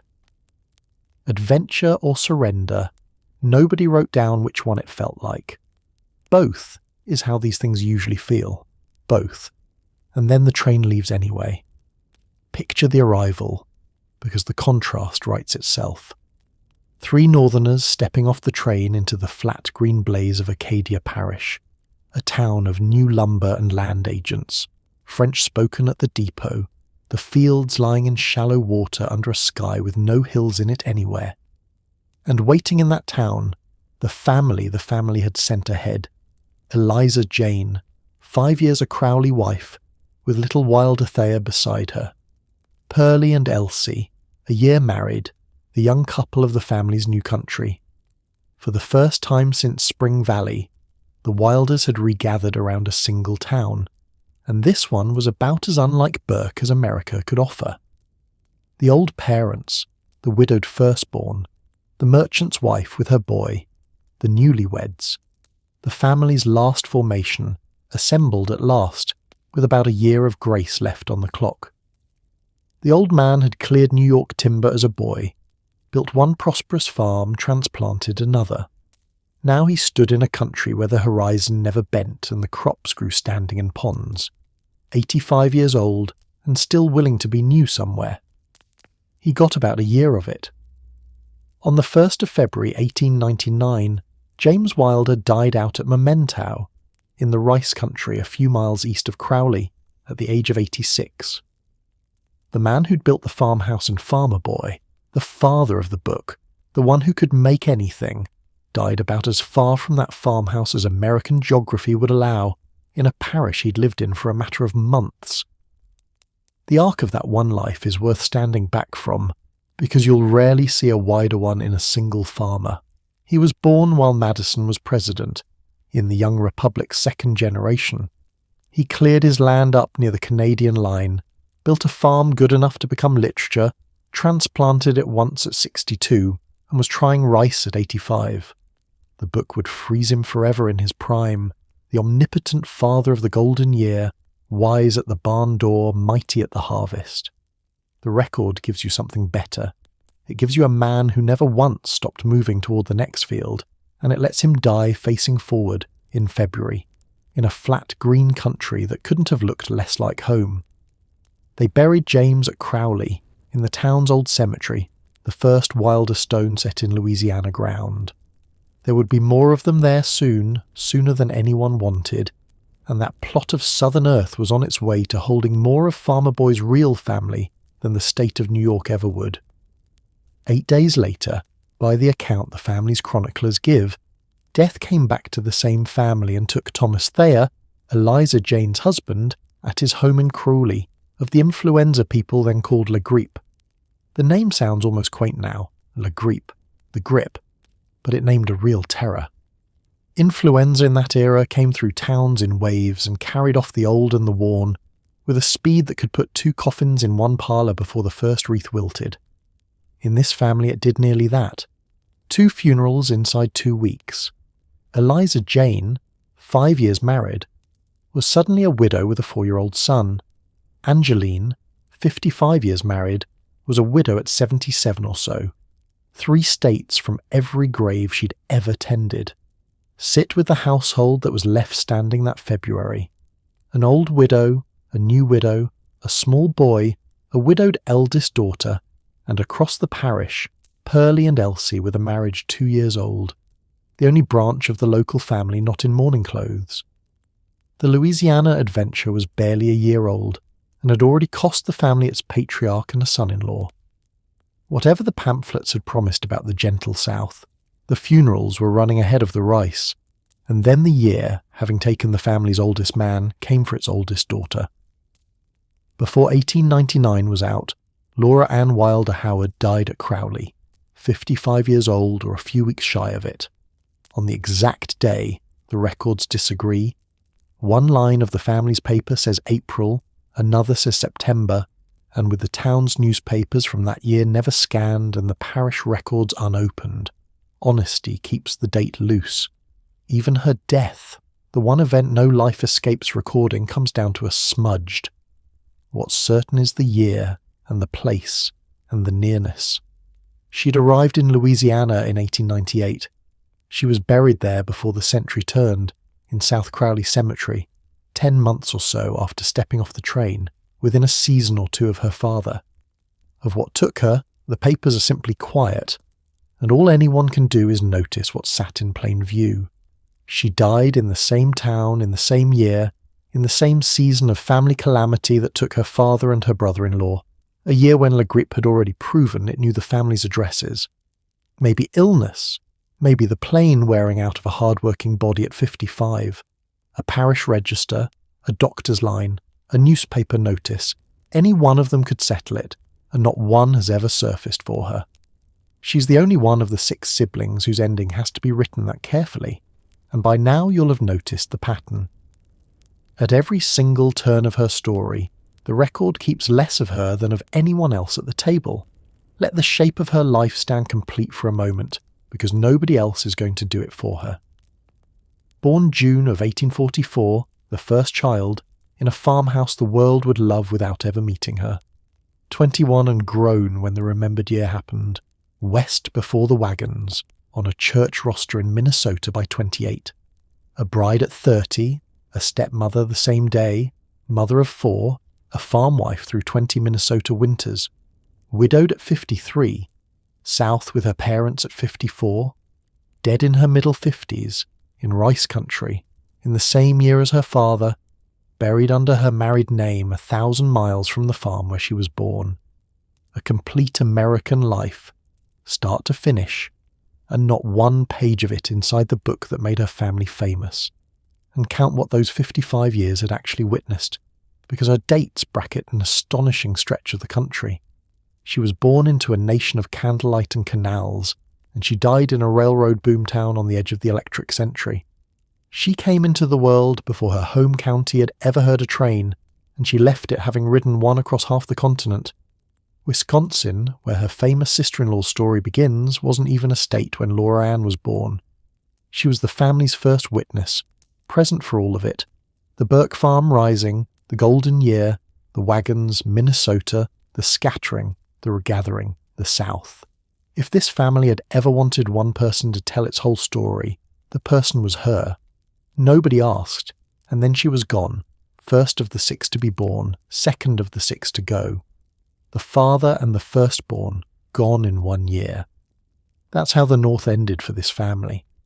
What remained in Louisiana was a remnant that had to reorganize itself, and it did, the way families do, around the women and the stores. Angeline moved through her last years among her Louisiana dead. She lived on 6 years past that terrible year, the widow of the man who built the famous farmhouse, in a rice town among children and grandchildren the books would never mention. 80 years old and more, she'd buried her husband and 2 of her 6 children, and she'd done it in a landscape that shared nothing with the snow country, where she'd raised them. No maple sugar, no sleigh bells, herons where the crows used to be. The woman had spent 6 decades feeding this family through every climate American farming offered. She finished the work in the flattest, warmest, strangest one. She died at Crowley at the end of 1905 in her middle 80s and was buried beside James in the old cemetery there. Take one plain breath over what that means. The real woman behind the book's tireless mother, the actual Angeline whose kitchen became a national daydream, lies in Acadia Parish, Louisiana, under her own name, an easy drive off the interstate.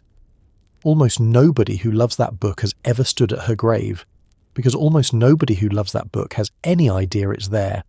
The pilgrimages all go to the farmhouse. The woman who ran the farmhouse rests where the pilgrims never think to look, and in the middle of those years the family's northern and southern branches touched one more time, in a way that matters enormously to the story of the books. In 1903, Rose Wilder, Almanzo and Laura's daughter, came down from Missouri and moved in with her Aunt Eliza Jane in Crowley to finish high school. Her parents sent her to the aunt whose town had a proper high school and whose house had room, and so the future co-builder of the Little House book spent her last girlhood year in the rice country, of all places, in the missing family's own parish. She graduated in 1904 in a class of 7, first among them, having crushed 3 years of Latin into one because the girl was a blade. 17 years old, restless, brilliant, already halfway out the door of every room she entered. Within months she was gone to the telegraph offices and the cities and the start of the career that would eventually circle back and put her grandfather's farm into print. But mark where she stood in 1904. Few streets one way, her aunt's house. A short way further, her Uncle Purley's young family, the storekeeper's household with its first baby just arriving. If the visiting niece and her storekeeper uncle ever sat at one table, no line of ink says so, though the town was small enough that it's hard to imagine they didn't. What's certain is stranger than any imagined dinner. Of the 2 people who would one day build Farmer Boy, one of them spent a year of her life inside the family's Louisiana chapter. The chapter the books would never breathe a word of. The material was all around her. It just wasn't the material anyone would ask her for. And notice what was growing up in that rice town alongside all the grief. Wilder Thayer, Eliza Jane's boy, turning from a toddler into a schoolboy with the family's name worn proudly in front. Purley's children arriving one by one across the parish line. The famous branch of this family was aging in Missouri, childless now except for grown Rose, while down in the wet south the name was multiplying in school registers nobody famous would ever read. If you'd asked in 1905 where the Wilder family's future lived, the honest answer was Louisiana. Eliza Jane, twice a caretaker now, raised her boy onward and, in the summer of 1904, tried marriage once more to a man named Gordon. It didn't hold, and they went their ways, and she remained what she'd always essentially been, a woman running her own life on her own signature, teacher, homesteader, clerk, rice country widow, mother, aunt. The books would remember her as the bossy sister with the switch in the schoolroom. The record remembers considerably more woman than that. Which brings us at last fully to Purley's side of the ledger, the one branch of this family still growing while the others thinned.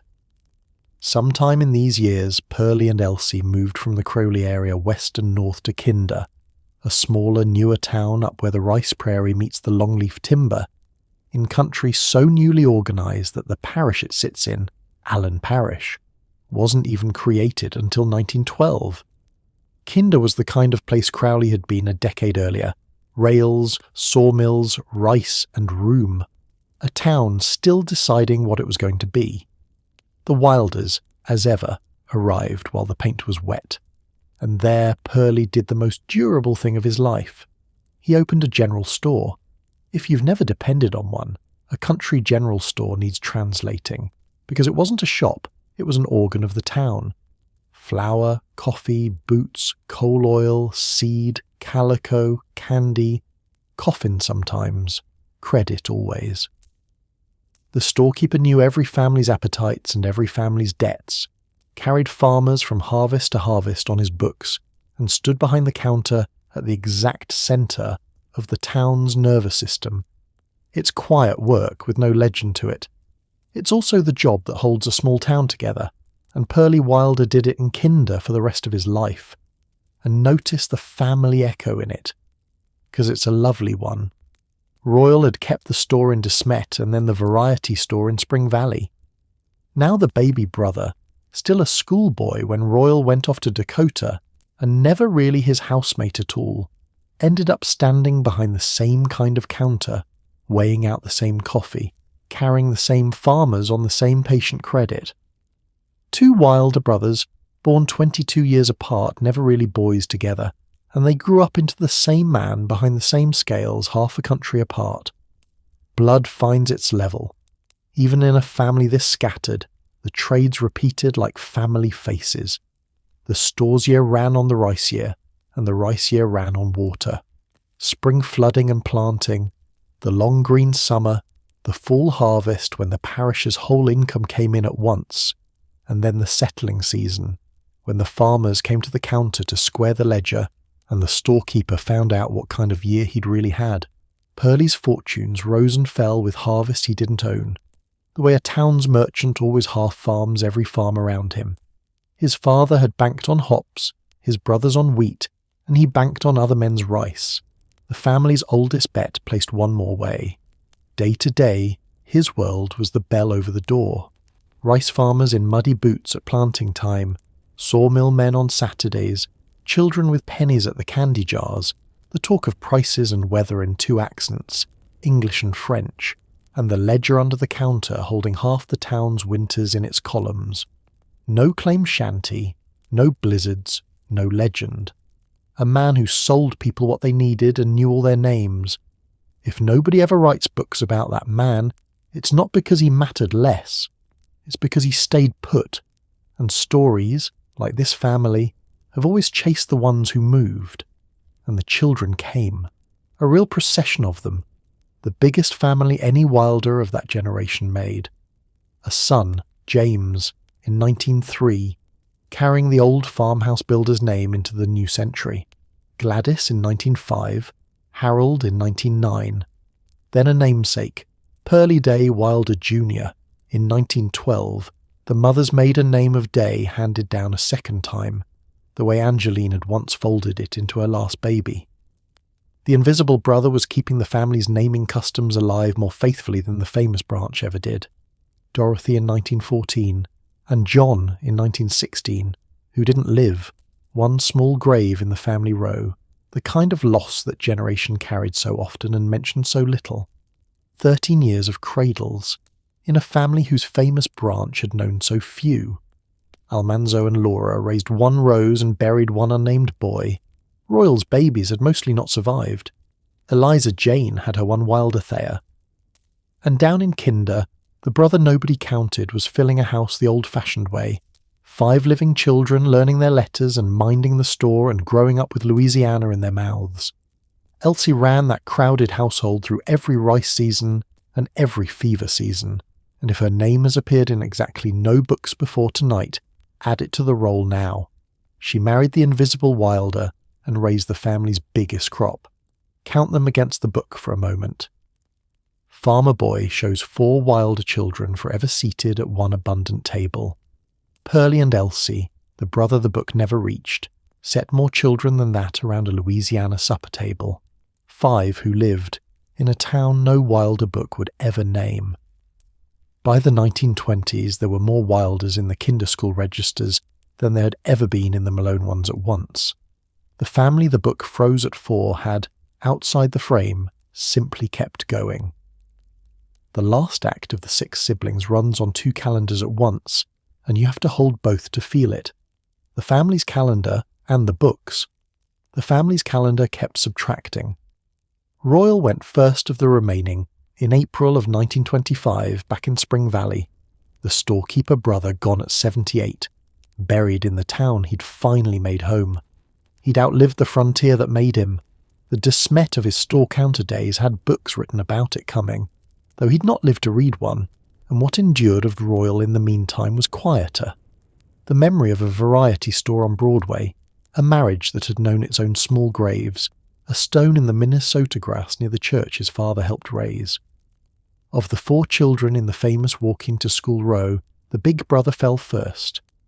Eliza Jane followed in June of 1930, dying in South Louisiana at 80, and her passing closed one of the most stubbornly original lives in the whole family tree.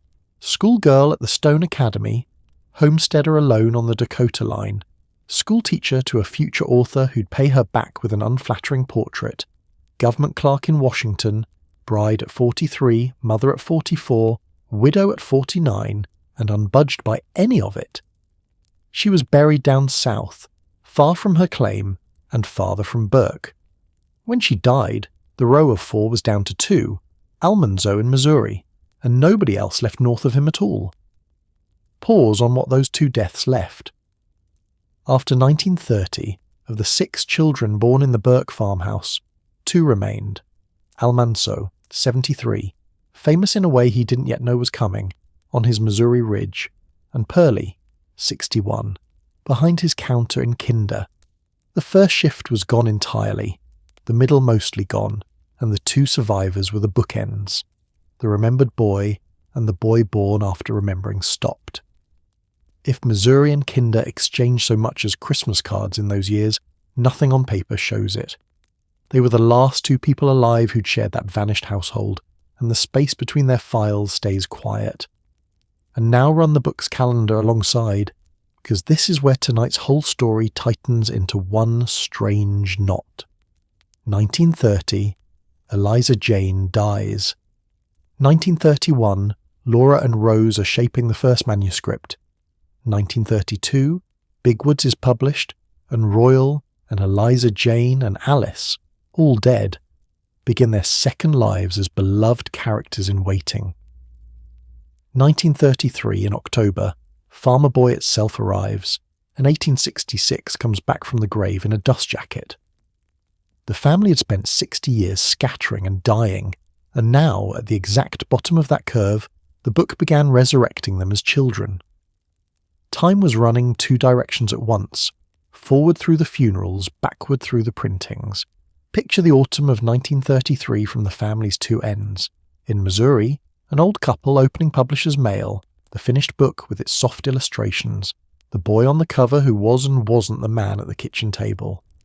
And in Kinder, Louisiana, a 64-year-old storekeeper going about his rice harvest season, now the second to last living soul from the family the whole country was about to meet. A family portrayed at a table he was born too late to sit at. The shelves of a general store carried most things a town wanted eventually, and whether one particular book ever crossed his counter is the kind of question that keeps a person staring at the ceiling. And the 2 calendars cross, once, exactly once, and they cross on Purley. In May of 1934, 7 months after Farmer Boy reached the bookstores, Pearlie Day Wilder died at Kinder, Louisiana. He was 64 years old, the youngest of the 6, the one who'd arrived after the story and now left just as the story arrived. He was buried at Kinder in the McCrill Cemetery, with Elsie's place beside him, a storekeeper's funeral in a town that knew him by his counter and not by anybody's book. The timing asks to be noticed, and then it asks to be treated honestly. Whether he ever turned those famous pages and looked for himself in them, the records keep their silence. It's somehow the right unanswered question for the right man, the one whose whole place in the story was to arrive after it ended. Here's what the timing does say, plainly, without any help. Of Almanzo's 5 brothers and sisters, 4 were already gone when Farmer Boy was published, and the 5th had 7 months. The book about the family arrived, for the family at closing time. Its perfect year had waited so long to be written down that the people who'd lived on either side of that year were nearly all out of reach of it. The book arrived at the exact moment the family it didn't show was finishing. By the middle of 1934, of the 6 children born in that Burke farmhouse, 1 was left alive, and it was the one on the cover. The subtraction was complete. From then on, the book would do all the remembering, and the book remembered 4. Now we can give each of the 2 left out their strange afterlife, because dying, it turns out, wasn't the end of being missing.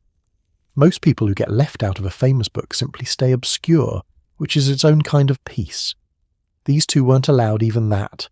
The book's fame grew so large that it reached backward and sideways into everything around it, and when fame that size brushes past the people standing at its edges, odd things happen to their names.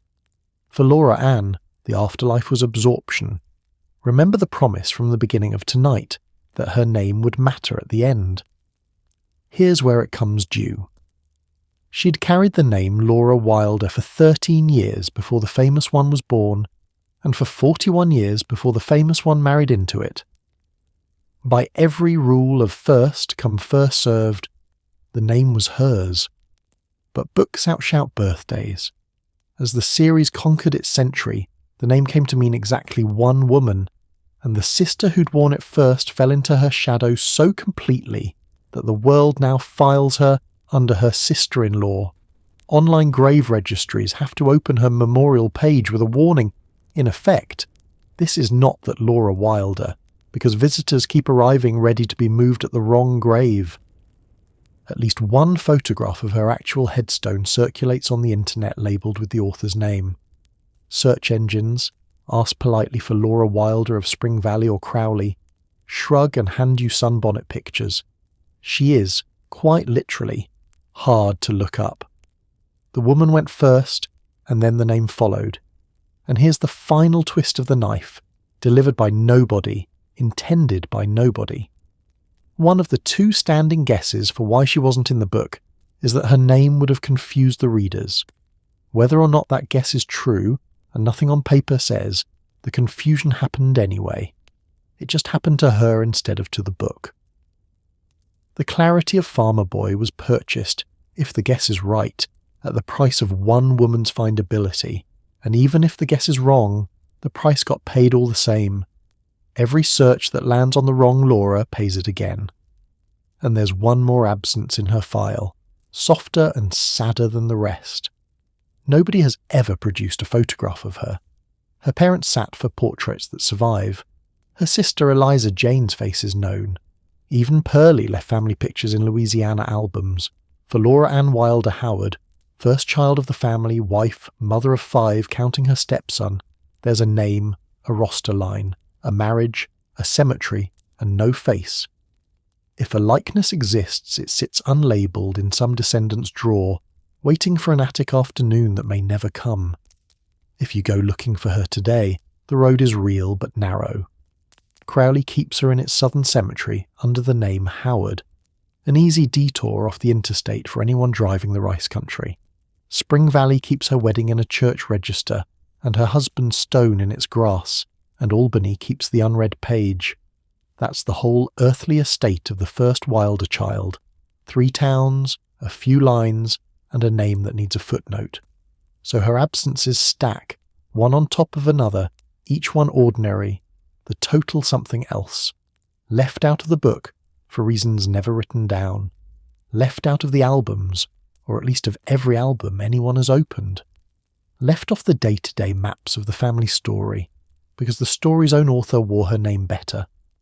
Even the one page that could still tell us where she stood in the remembered January, that census sheet from 1865, waits unread on its microfilm reel in Albany. None of it was done to her. All of it simply happened around her, the way snow fills in a road. Some doors history leaves closed, not locked, just closed and unopened. And hers is the quietest door in this whole house. Pearlie's afterlife ran the opposite direction, and honestly it's stranger. Nobody forgot him. Television invented him. Decades after his death, the Little House television series, which rearranged the family's history as freely as any show of its era, reached into the tree, found the name Pearlie Day Wilder, and built a fictional grown man around it, a troublemaking relative passing through Walnut Grove, a Minnesota town the real Purley never lived in for a day of his life. The scripts gave the name escapades the man never had, in a place he never was, among people he never met. It's television, and television does this, and nobody involved owed a Louisiana storekeeper's ghost a fact-check. And the sad comedy is that the truth was right there for the asking. When those episodes aired, Purley's own children were still living, a son who'd carry the family stories to the 1990s, another into the new century, People who could have told the writers about the store and the rice country and the real man's quiet decades. Nobody needed them. Fiction is faster than research and always has been. But measure the result. Millions of people, more than will ever read a county record, carry a picture of Pearlie Day Wilder in their heads, and every stroke of it is invented. The real man, with his store and his counter and his 6 cradles, is outnumbered by his own fictional double. Ask America who Pearlie Day Wilder was, and America will describe a character actor. His sister was swallowed by a real person who shared her name. He was overwritten by an invented person who borrowed his. Between them, the two left out managed to demonstrate both of the ways a remembered family can lose its edges, absorption and invention, the name taken over and the name taken away, and neither one of them was around to mind. If you want the honest ending to his story instead, it's in the South still, and it belongs to the record. The real Purley's children grew up Louisianans, storekeepers' kids, and carried the Wilder name through the South in school rolls and marriage records and eventually their own long lives, one son living clear to the 1990s, another into the 2000s. While the television character was getting up to his invented mischief, actual Wilder grandchildren, the Invisible Brothers, were quietly outliving everybody. The line the book never counted ran the farthest into our own time, and the last of the 6 was the first we ever met. Almanzo Wilder outlived every brother and sister he had, and he did it while turning into literature.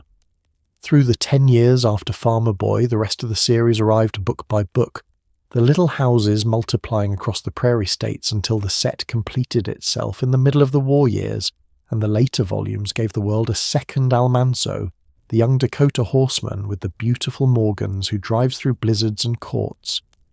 The teacher, the hero of his wife's Girlhood, as the first book had been the hero of his own. 2 of him now lived on the nation's shelves, the boy and the suitor, while the original grew old in Missouri, tending his goats and his workshop, answering with Laura the letters that poured in from children who assumed the whole bright cast of the books was still out there somewhere. Ageless, mid-chore. Photographs survive from a late 30s trip back to De Smet. An old couple visiting the little town their books were busy making immortal. He never wrote a memoir, never gave the lectures, never seems to have said a public word about the brothers and sisters outside the pages. Whatever he thought when the fan letters praised a family of 4, he kept behind the same quiet he'd kept all his life, the man you had to shuck like an oyster. He died at Rocky Ridge Farm in Mansfield in October of 1949, 92 years old by the birthday his family kept, 15 years after the last of his siblings, more than 80 years after the last page of his remembered year. The farmer boy was the last leaf on the tree. Laura followed him in 1957, and the graves at Mansfield closed over the 2 people who'd built the book together with the old man's memory between them. So stand back now and look at where this family actually lies. Nobody, not one of them, is buried at Burke.